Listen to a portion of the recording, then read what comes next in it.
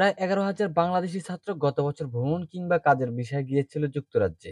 এরই মধ্যে সেখানে তারা বসবাসের জন্য আশ্রয়ের আবেদনও করেছিলেন। দেশটিতে প্রাথমিক আশ্রয়ের জন্য তাদের মধ্যে মাত্র ৫% আবেদন মঞ্জুর হয়। বাকি ১০,০০০-এর বেশি বাংলাদেশির আবেদন খারিজ করে দিয়েছে যুক্তরাজ্যের অভিবাসন কর্তৃপক্ষ। খারিজ হওয়া এসব আশ্রয় প্রার্থীদের এখন বাংলাদেশে ফেরত পাঠাবে যুক্তরাজ্য। যুক্তরাজ্য ও বাংলাদেশ ফাস্ট ট্র্যাক রিটার্ন চুক্তির আওতায় এ বাংলাদেশি নাগরিকদের দেশে ফেরত পাঠানো হবে।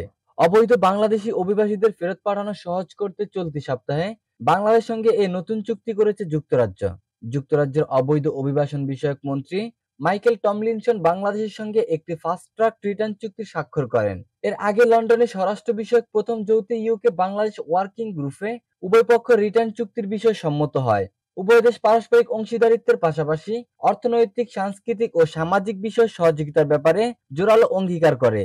এই চুক্তির আওতায় আশ্রয় আবেদন প্রত্যাখ্যান হওয়া বাংলাদেশি নাগরিকদের দ্রুত পদ্ধতিতে বাংলাদেশে ফেরত পাঠানো হবে। এছাড়া যারা অপরাধী ও ভিসা নিয়ে দেশটিতে প্রবেশের পর বাড়তি সময় থাকছেন তাদেরও ফেরত পাঠানো সহজ করবে চুক্তিটি।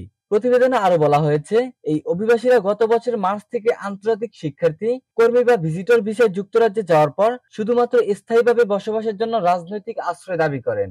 এতে আরো বলা হয়, ভিসা একটি নির্দিষ্ট সময়ের জন্য অন্য দেশের মানুষকে যুক্তরাজ্যে থাকার অনুমতি দেয়, কিন্তু যুক্তরাজ্যে প্রবেশের পর কেউ আশ্রয়ের আবেদন করলে সেখানে তার অবস্থান অনির্দিষ্ট হয়ে যায়। ২০২৩ সালে মার্চ পর্যন্ত রেকর্ড ২১,৫২৫ জন ভিসাধারী যুক্তরাজ্যে আশ্রয়ের আবেদন করেন, যা আগের বছরের তুলনায় ১৫৪% বেশি।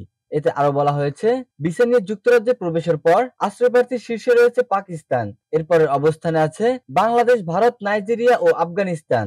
গত বছর যুক্তরাজ্য থেকে বিভিন্ন দেশের ২৬,০০০ নাগরিককে নিজ দেশে ফেরত পাঠানো হয়েছে।